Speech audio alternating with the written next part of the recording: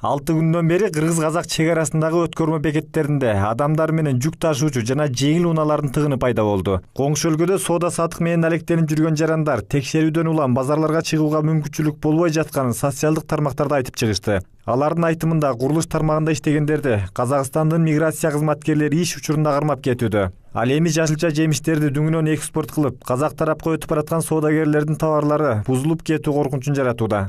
Болду, өтөсүңөр дейт, болду. 1 саатта, кече 2 саатта 1 машин деген. Бүгүн эми 1 саатта 1 машин деп атат. Ошону тытып текшерип атат. Мына өзүңөр күбө болдуңар, мына дарбыз турат, слива турат, жүзүм турат, айран, сүттөр турат. Булар эртеген эмне болот? Буга ким жооп берет? Мунун баары кредит алып иштеп атса элдер. Мына уже саргайып жарабай баратат мынакей. Ас биякталса тоголонот. Мына уже саргай баштады бүттүгө. 1 килограмм 30 сомдон эсептеп. Бу жерде уже почти 30 тоннага чукул. А буга ким жооп берет асын, например, да?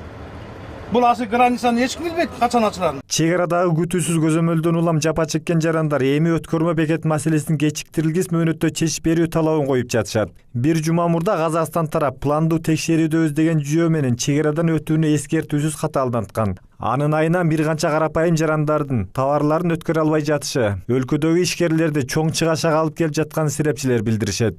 Ал эми негизги кете турган продукты мына түшүнүкчү болуп атпайбы?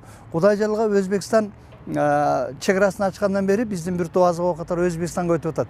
Акыркы бир жумадан бери өтмө бекеттер тыкыр текшерилип эле тим болбостон Казакстандагы мекендештердин иштешине тоскоолдуктар күчөп жатат деген маалыматты ал жактагы мигранттар билдиришүүдө. Такталбаган маалыматтарга караганда миңдеген эмгек мигранттары депортация болуп Кыргызстанга кайтып жатышат. Бул өз кезегинде өлкөдө жумушсуздук маселесин күчөтүшү мүмкүн дешет экономисттер. Биздин ички рыноктогу мындай ашыкча жумушчу орундардын жоктугуна байланыштуу сөзсүз бул жерде ошол сырттан келип аткан ошол Казакстанда жасап аткан жумушун жоготуп келген жарандарды жумушка орноштурууда өкмөткө бир кыйла бул күч келтире турган фактор болуп эсептелет. Ошондуктан бул тараптан эми ар түрдүү социалдык камсыздоо процедураларын башташ керек. Аларды жумушсуздук боюнча жөлөк пул менен камсыз кылыш керек. Үй бүлөсүнө кам көрүү бул сөзсүз биздин мамлекеттик бюджетке деги эле өкмөткө чоң бир оор жүк алып келет.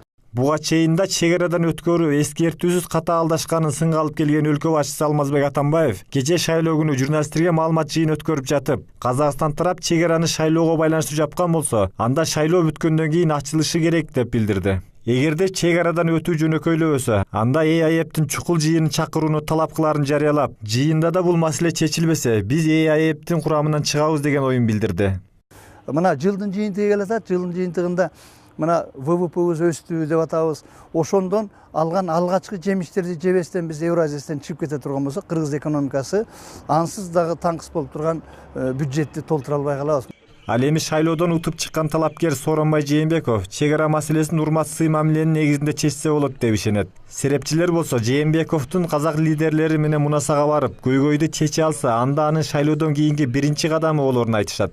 Жерде экономикалык маселенин саясий маселе менен аралашып кеткендиги көрүнүп турат. Ошондуктан мен ойлойм, мына биз Кыргыз Республикасы жакшы өзүбүздүн элдин тандоосун аныктап шайлоону өткөзүп алдык. Мындан кийин мен ойлойм, ошол мамилелер жаңы шайланган президенттин биринчи иш кадамы болсо керек деп ойлойм. Ошондуктан ал Казакстан Республикасы менен болгон мамилени мындан ары дагы жакшыртат. Эскерте кетсек, кече 15 октябрда Кыргызстандагы сүт азыктарын иштетүүчү 5 ишкананын продукциясын Казакстанга киргизүүгө тыюу салынды. Бул тууралуу Казакстандын маалымат жана коммуникация министрлигинин басма сөз кызматы маалымдады. Тыюу салууга ишканалардын инспекцияларында жана жеткирилген азыктардын мониторингинде эреже бузуулар катталганы себеп болгон. Андан башка ар тармактагы 25 ишкана товарларын коңшу өлкөгө өткөрүп жатышат. Чынарбек Алипбеков, Кудайберди Дыйканов, Ош Билим жаңылыктары.